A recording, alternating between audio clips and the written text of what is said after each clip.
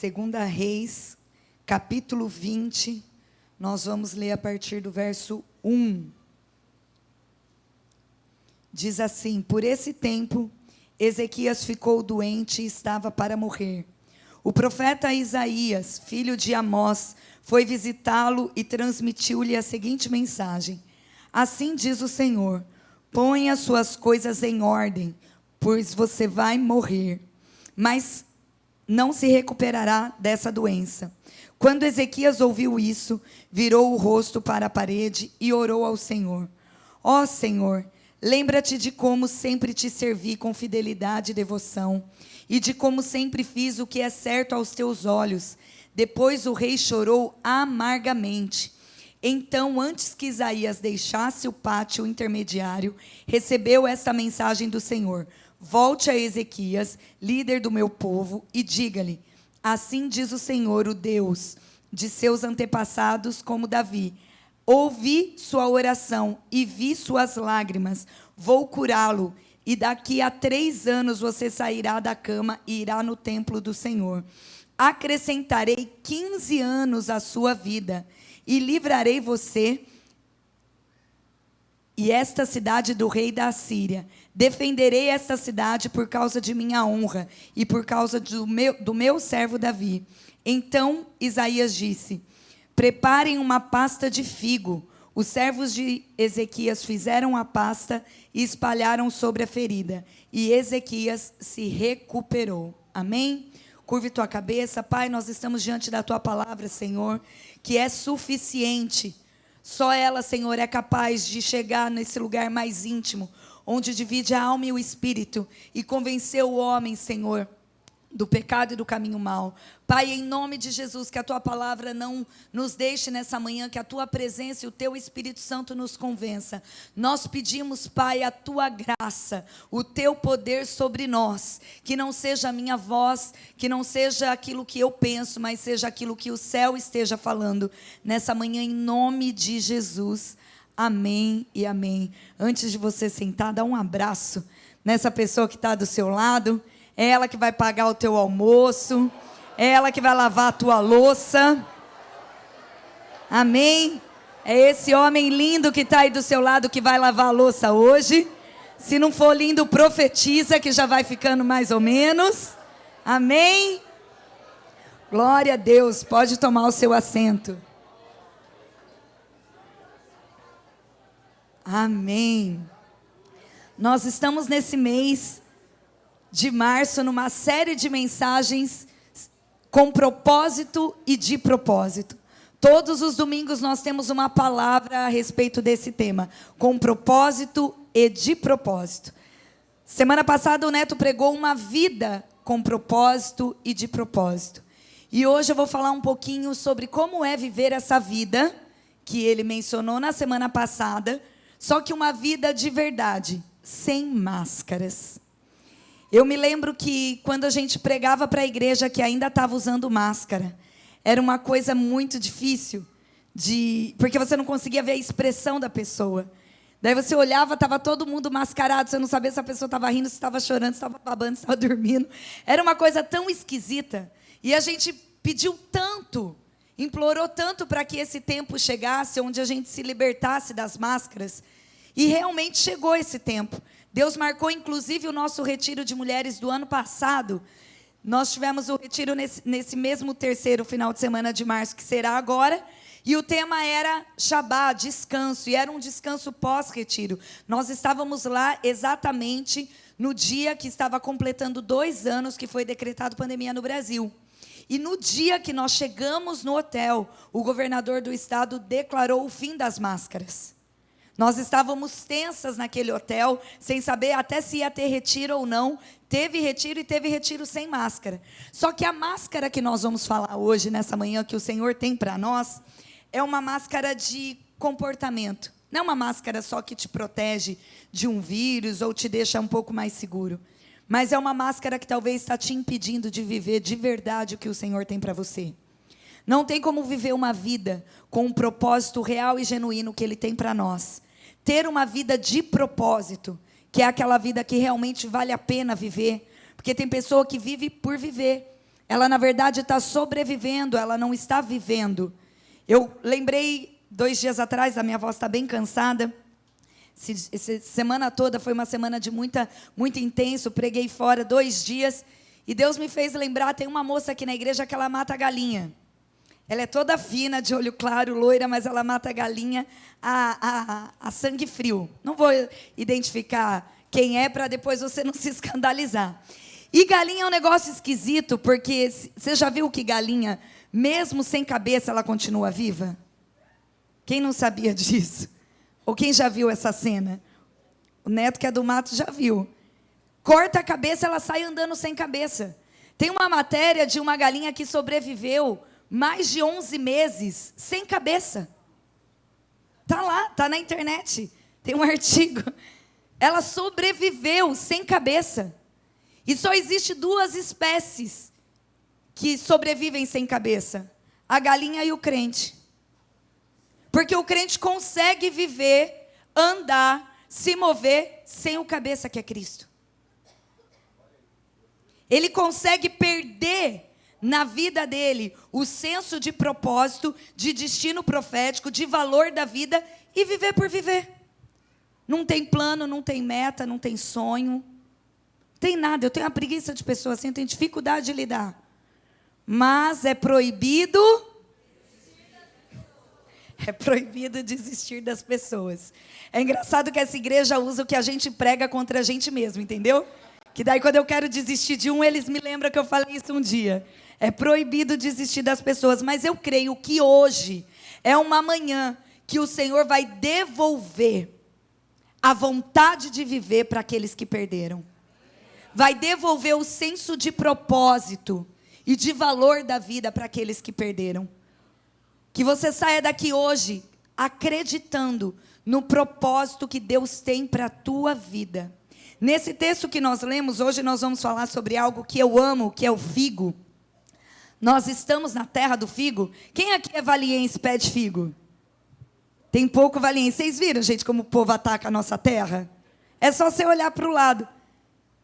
São poucos hoje valienses pede figo, que realmente nasceu em Valinhos. Para quem não sabe, Valinhos é a cidade do figo. Tem o figo mais caro, da exportação mais cara que existe. Nós somos o maior exportador de figos do mundo. Nós temos aqui na nossa terra, na nossa cidade. O figo de Valinhos não tem comparação.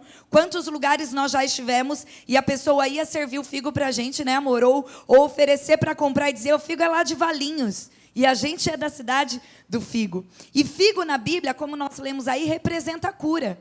Então é maravilhoso. Eu mesmo já disse várias vezes isso aqui no altar. Nós pisamos constantemente numa terra que emana cura. Quantos testemunhos que nós temos de pessoas que vieram de outras cidades, que vieram da capital ou de outros estados, de outros países, chegaram em Valinhos e não conseguem explicar o que tem aqui. E diz, essa cidade é muito boa. Aqui meu casamento foi restaurado. Aqui a minha saúde física foi restaurada. A minha saúde emocional foi restaurada. Nós literalmente pisamos numa terra profética. Eu amo a nossa cidade por isso. E não só pelo figo, mas por muitos anos, quem conheceu a Fonte Sônia? Quem já invadiu a Fonte Sônia para nadar? O sangue de Jesus tem poder. Lá tinha uma fonte mesmo, de águas medicinais. Só que de tanto ser explorada de uma forma sem controle, acabou acabando. E hoje está fechado, mas constantemente quando eu passo ali naquela região, eu acredito que aquela fonte ainda vai brotar. Porque Valinhos tem uma água medicinal. Valinhos tem algo sobrenatural que não se explica. Tudo que planta nessa cidade aqui dá bom. Todo comércio bem estabelecido, com critério, com uma estratégia boa, cresce, expande. Nós estamos, de fato, pisando numa terra profética. Porém, esse texto que nós lemos, ela fala do fruto. Eu não sei se você percebeu, mas Isaías, que é o profeta da época, ele diz para os empregados do rei, prepara uma pasta de figo e coloca sobre as feridas, e ele se recuperará. Quando eu penso nisso, e eu queria que nessa manhã você, se você puder anotar essa mensagem, você já começa anotando dessa maneira. Você precisa focar no fruto. focar no fruto.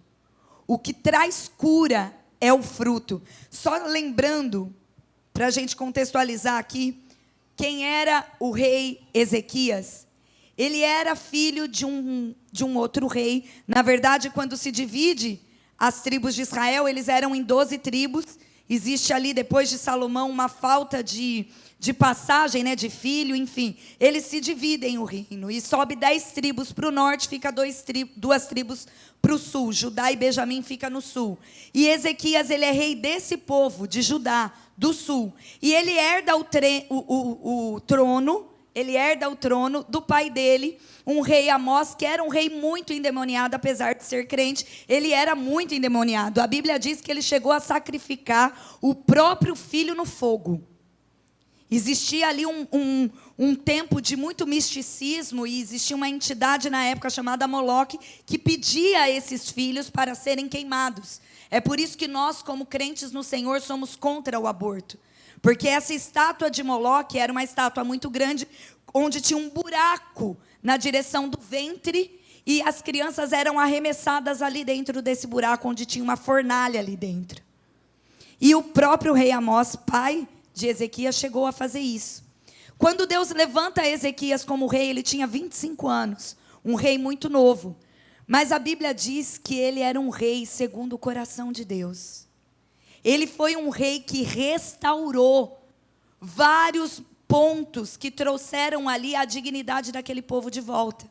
A Bíblia vai falar que ele, como rei, removeu altares idólatras, quebrou as colunas sagradas, derrubou os postes de Azerá, que era uma deusa que também pedia sacrifícios humanos, despedaçou a serpente de ouro que Moisés havia feito. Lembra da serpente de ouro lá do deserto?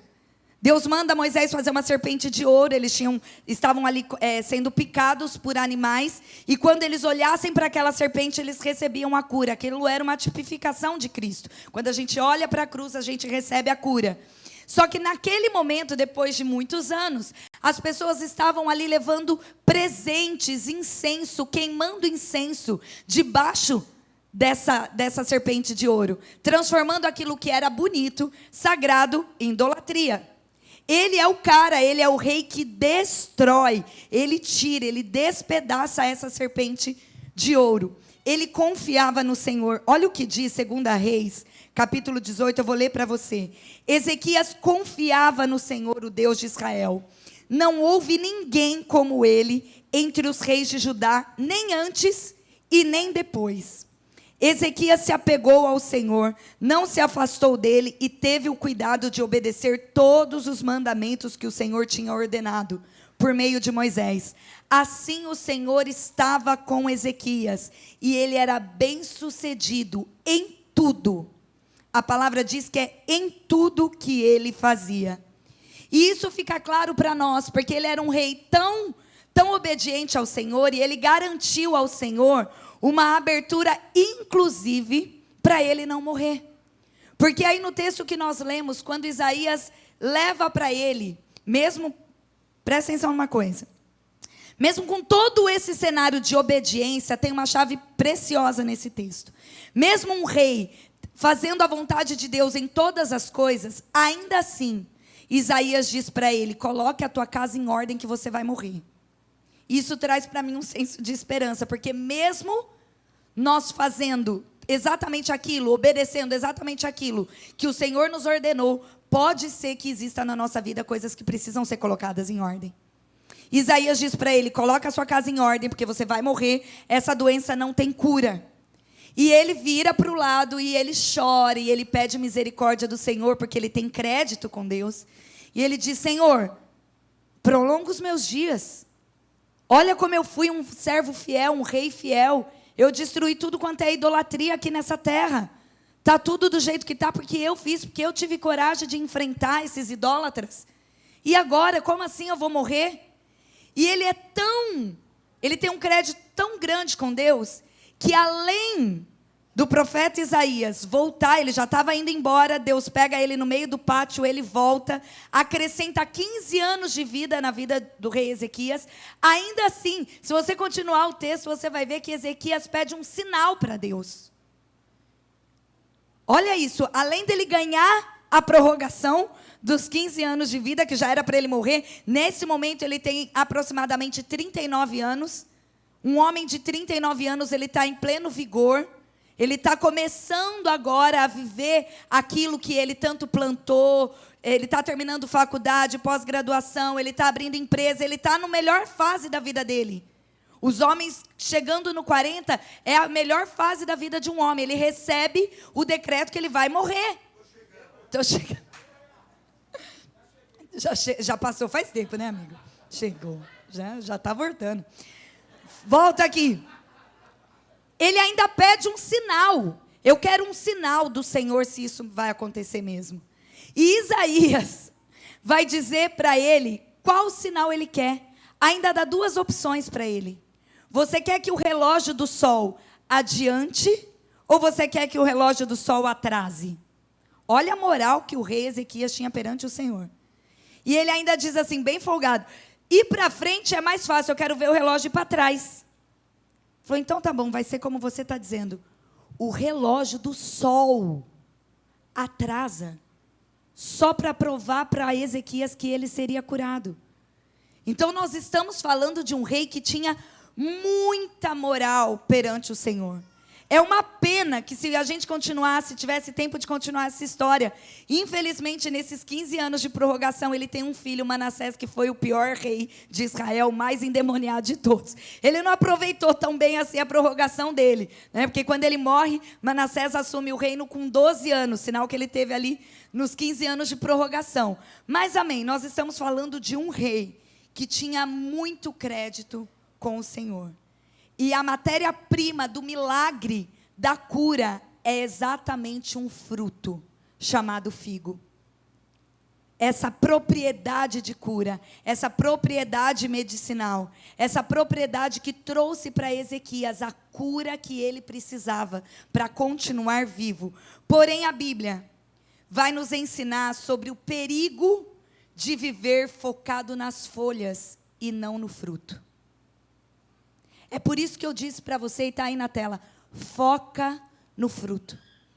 Porque quando nós olhamos para as Escrituras e nós voltamos lá para o Jardim do Éden, para aquele texto tão triste de Gênesis 3, quando a cobra dá uma lambada na Eva, a Eva dá uma lambada no Adão, que não é tão difícil dar lambada no marido, né, gente? Eles fazem o que a gente falar.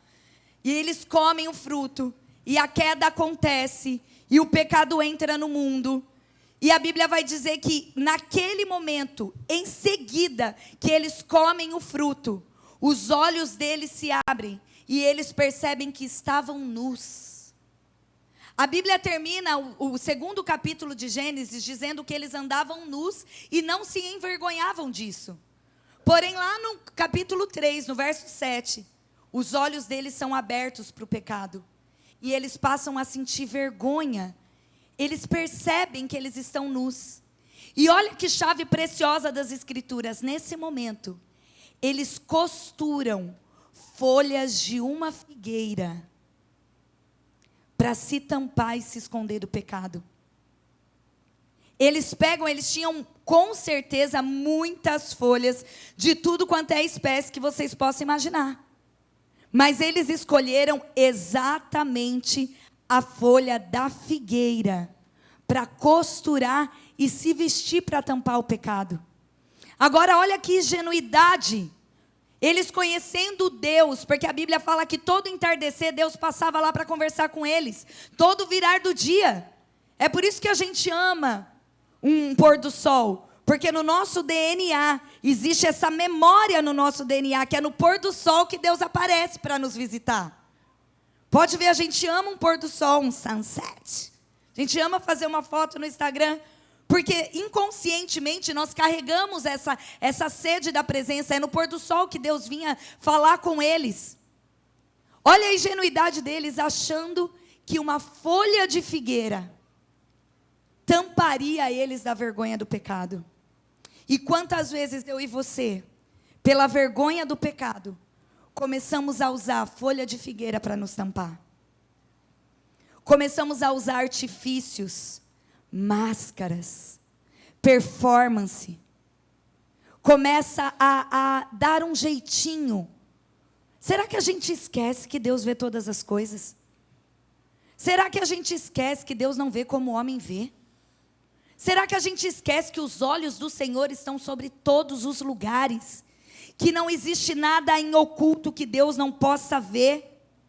É nesse momento, lá no Jardim do Éden, que surge o primeiro sacrifício de animal. Porque quando Deus chega e vê os irmãozinhos com as folhinhas de figueira ali tentando se tampar, Ele olha e fala: o que aconteceu, amado? Eu dei a saidinha, que aconteceu? Aí começa aquela transferência de culpa que a gente já sabe. Adão culpa Eva, Eva culpa a serpente. Aquela situação toda, Deus decreta ali o castigo por conta do pecado. E em seguida, a Bíblia fala que o próprio Deus veste Adão e Eva com uma roupa de animal. É onde existe o primeiro sacrifício de animal. É nesse texto que Deus já está apontando para aquilo que Jesus faria na cruz por nós. É por isso que hoje nós estamos celebrando a Santa Ceia. Porque um dia Ele se fez cordeiro. Ele se fez um animal. Para que o sangue dele escorresse numa cruz do Calvário. Para que hoje eu e você tivéssemos como nos lavar do nosso pecado. Se existe uma roupa que nós precisamos nos vestir diariamente, é do sangue de Jesus. Que nos lava, que nos purifica, que nos blinda, que nos alimenta. Naquele momento Deus faz o primeiro sacrifício da história. Não tinha essa história de sacrifício antes, mas teve que fazer por conta do pecado. Assim como Jesus teve que morrer por conta do nosso pecado.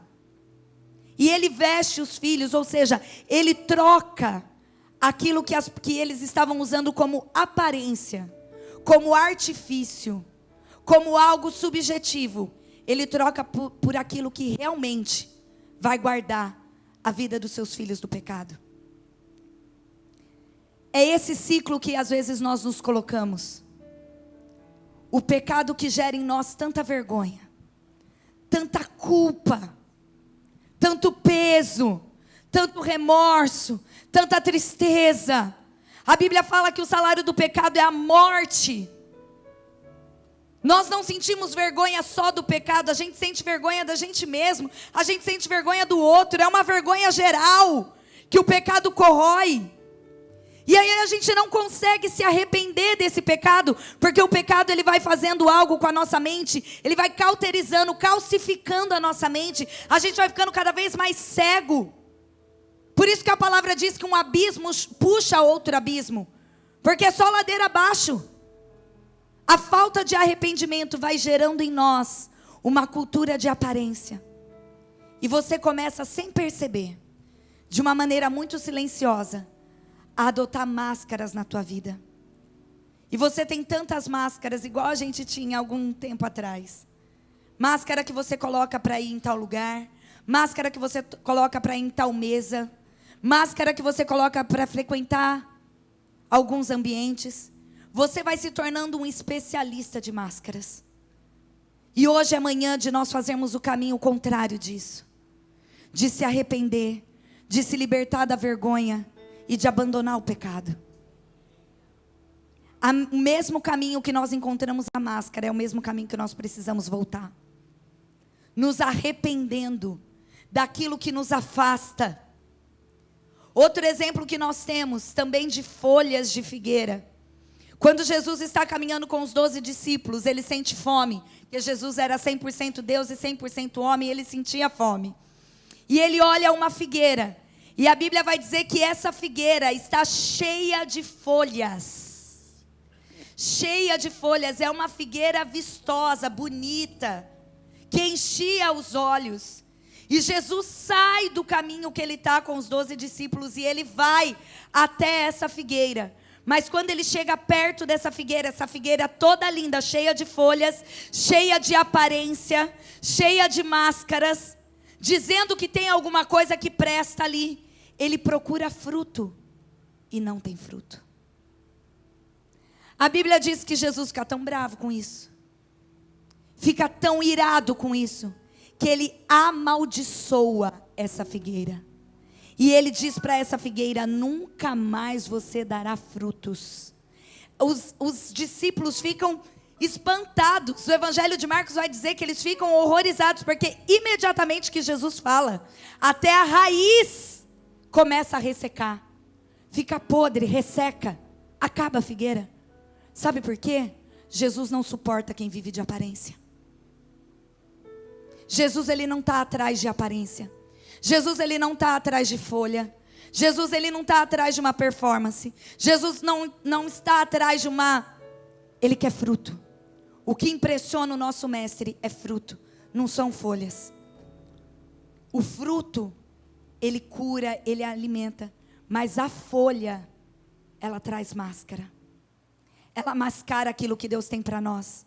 Não adianta você ter jeito de crente, voz de crente, roupa de crente, performance de crente, linguajar crentez, porque a gente tem um linguajar próprio nosso, né? Que eu fico imaginando o povo vendo a gente conversar. Um chamando o outro de vaso, um dizendo para o outro, hoje nós vamos queimar. Né? Eu fico imaginando quem não é da tribo ouvindo as nossas coisas, não entende o que a gente está falando. Fala, como assim? Do que esse povo está falando? Hoje eu vou queimar, hoje eu trouxe lenha. Desce o seu fogo sobre nós. Não adianta nada disso. O que interessa para o Senhor são os frutos. É o fruto que alimenta. É o fruto que transforma. É o fruto que vai trazer vida para nós. Quando Jesus olha para aquela figueira tão linda, mas ela não tinha exatamente o que ele precisava. Ele está dizendo para mim e para você, cuidado, para suas folhas não atrair as pessoas. E as pessoas chegarem até você e você só tem folha. Você precisa gerar frutos diante do Senhor. Você precisa gerar frutos para o reino. Frutos para Ele. O que impressiona o nosso mestre não é o nosso linguajar e nem o nosso vestir. E vocês estão ouvindo isso de uma pessoa que sim, usou por muitos anos folhagem. Era pouco fruto. Mas tinha uma folhagem bonita. Um jeito bonito. Mas quando eu entendi que o que interessava para o Senhor não era a maneira com que eu me vestia, não era a maneira com que eu andava, mas era a maneira com que eu o servia.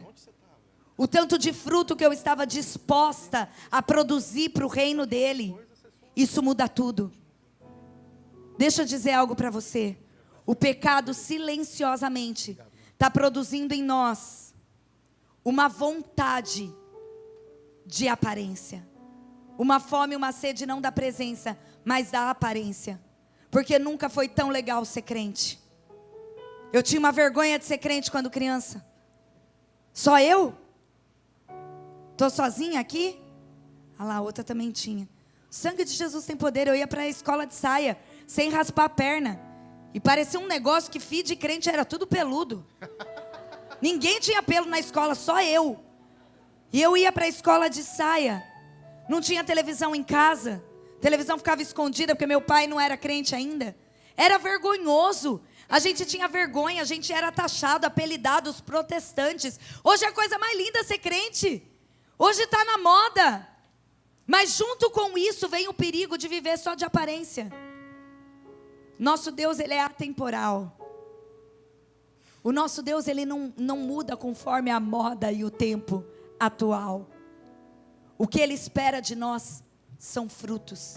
E eu quero liberar para você, para encerrar essa palavra, 3 chaves para viver uma vida sem máscaras. Para viver uma vida de propósito e com propósito, de verdade, real. Não daquilo que as pessoas acham, pensam, veem, mas daquilo que realmente Deus espera de nós. A primeira chave é: seja intenso, íntegro e intencional. Intenso fala de não economizar para viver uma vida de propósito. Se Deus tem algo, uma chamada, um propósito na tua vida, já te mostrou, você tem promessa, flua nessa promessa.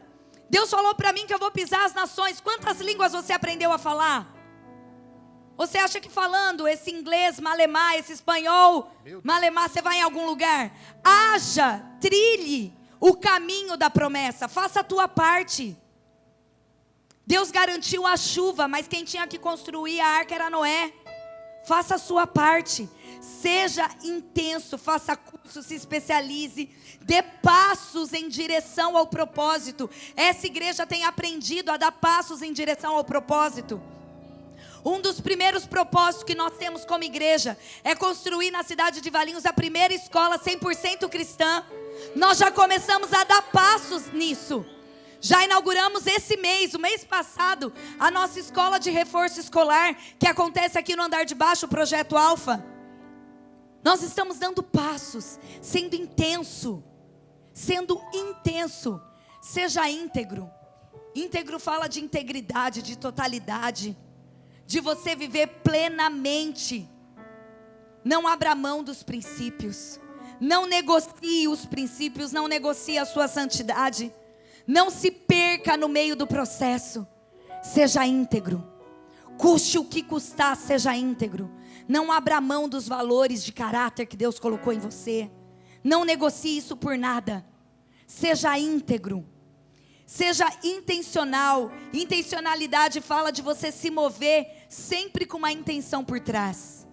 Tenha sempre uma intenção por trás. Não faça as coisas por fazer. Faça com intenção. E que a sua verdadeira intenção seja glorificar o nome do Senhor. Que a intenção por trás de tudo aquilo que você faz, se move, de todos os seus sonhos e projetos, seja Ele. Ele seja a sua maior intenção.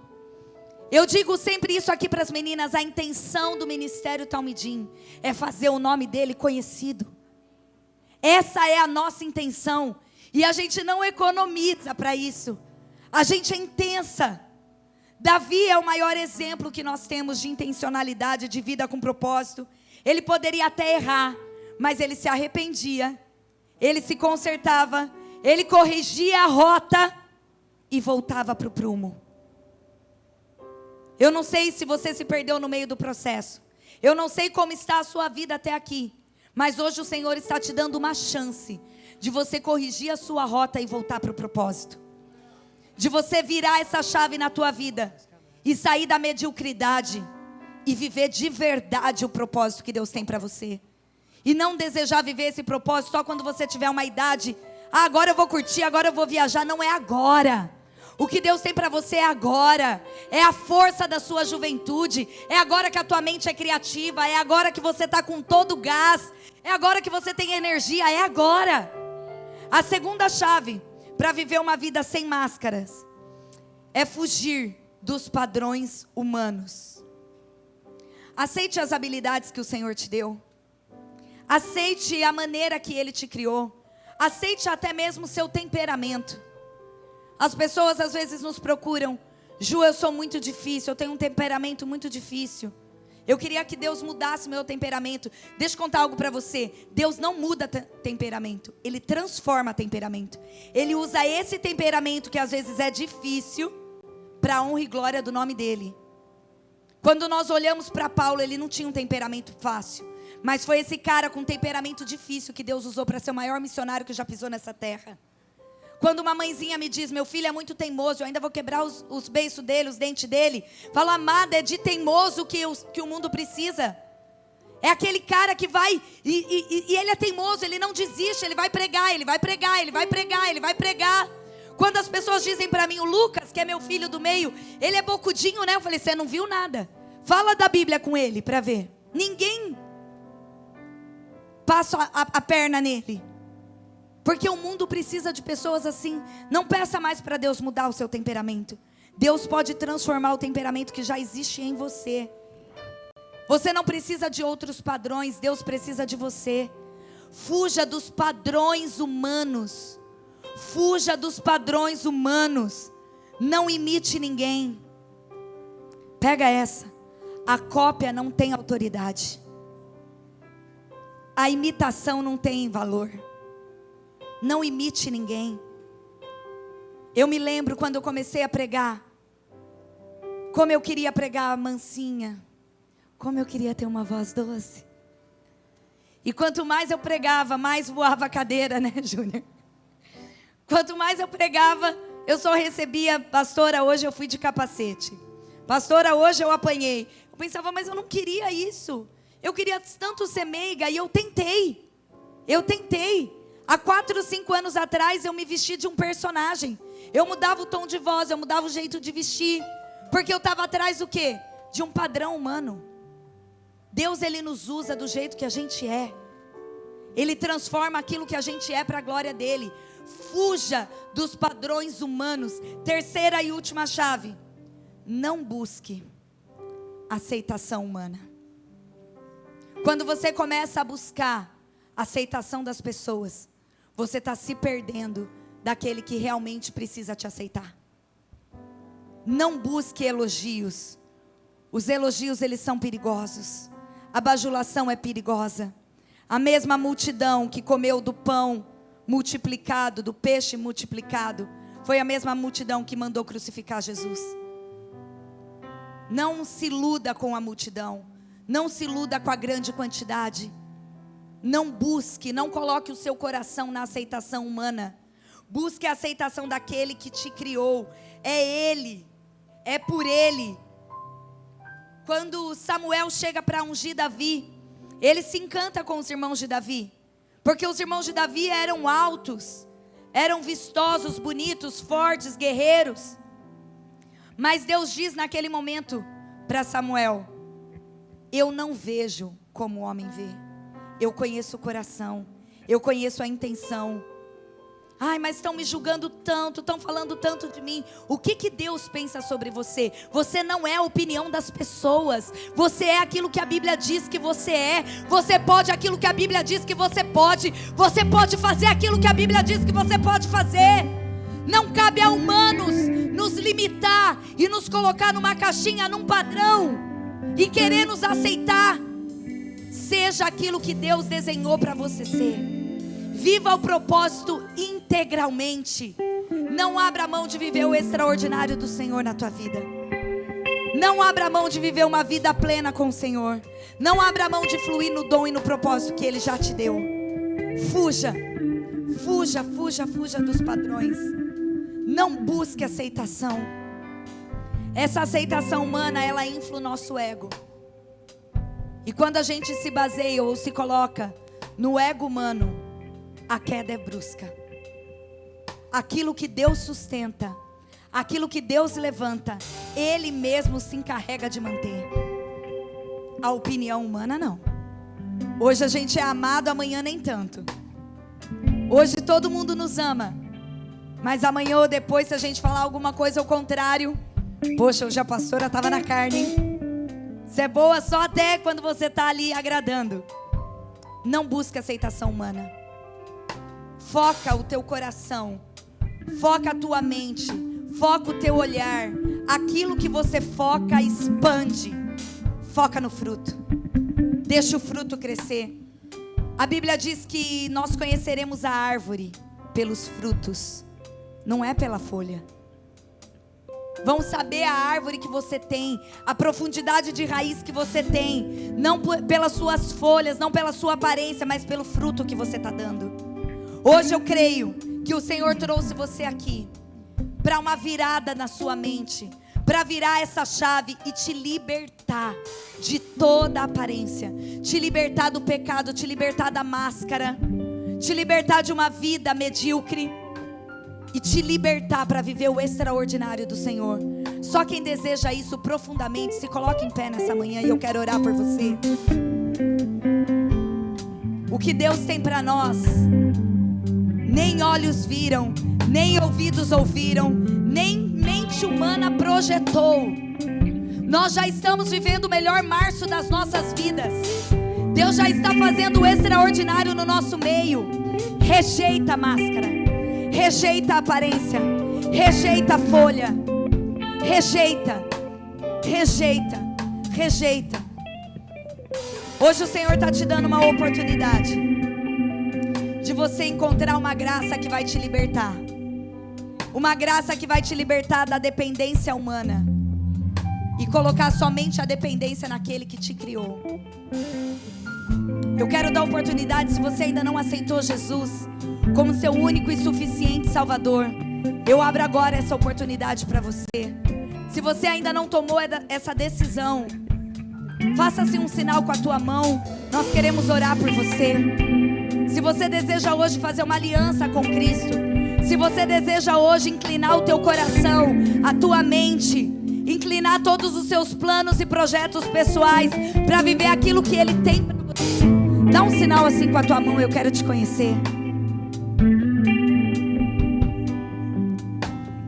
Hoje, se você deseja voltar para os caminhos do Senhor, se você deseja refazer essa aliança com Ele, ter uma manhã de concerto, onde você vai deixar tudo aquilo que te prendeu, tudo aquilo que te amarrou, todas as correntes que te aprisionaram, tudo aquilo que falaram sobre você, todos os rótulos que colocaram sobre você.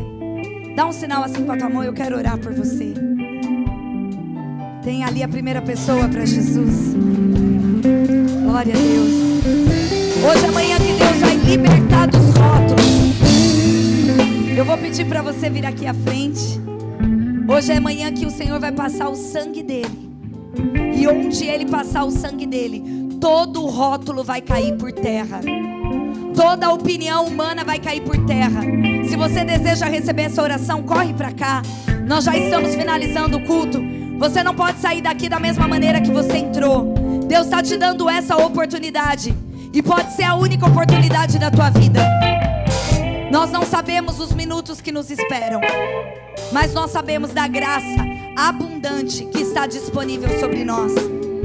Se você deseja fazer esse encontro e marcar essa manhã, marcar esse dia de março como o dia onde você deixou todas as folhas caírem para viver integralmente o propósito de Deus na tua vida, corre aqui para frente que eu quero orar por você. Que toda a cadeia seja quebrada agora. Que todo sofisma da mente seja quebrado agora. Toda a fortaleza dos pensamentos sejam quebrados agora, pelo sangue de Jesus. Pai, nós oramos. Senhor, nós abençoamos o teu povo. Pai, nós sabemos que o Senhor tem para nós. Homem nenhum pode roubar, traça nenhuma pode roubar. O ferrugem não corrói, nada estraga, porque aquilo que o Senhor tem para nós é incorruptível. Não termina. Pai, em nome de Jesus, que o propósito da vida dos teus filhos sejam cumpridos. Que cada um aqui, Senhor, encontre em Ti o destino profético que o Senhor tem. Que eles encontrem em Ti a fonte que eles precisam. Que nós encontramos em Ti, Pai, o fruto que traz cura, a água que lava do pecado, a água que purifica a nossa mente. Pai, em nome de Jesus, nos dá, Senhor, uma semana de graça e de vitória. Que o Teu poder, a Tua unção e a Tua presença seja a nossa melhor e mais forte companhia, a suficiente companhia. Pai, em nome de Jesus, nós rejeitamos toda vida de aparência. Nós rejeitamos toda vida de folhas para viver integralmente o fruto que o Senhor nos deu. Em nome de Jesus, assim nós oramos e Te agradecemos. Se você recebe essa palavra, dá um aplauso bem forte ao Senhor. Bem forte, bem forte, bem forte. Renuncio tudo que é impuro.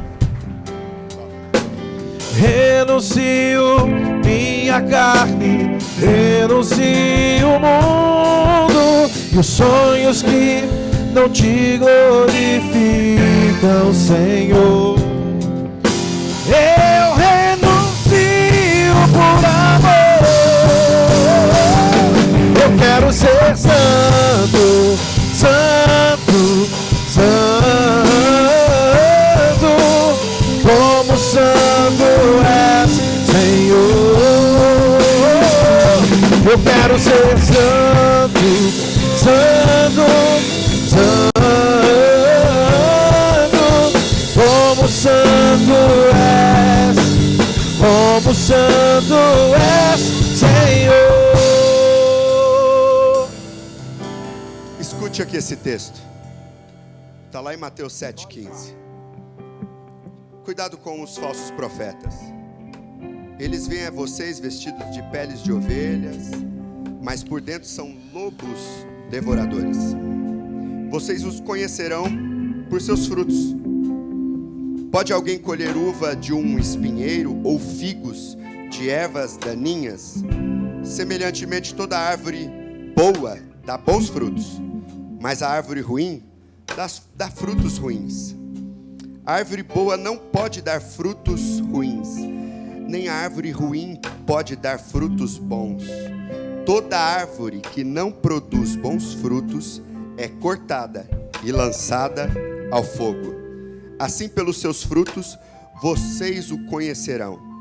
Nem todo aquele que me diz Senhor, Senhor entrará no reino dos céus, mas apenas aqueles que fazem a vontade de meu Pai que está nos céus.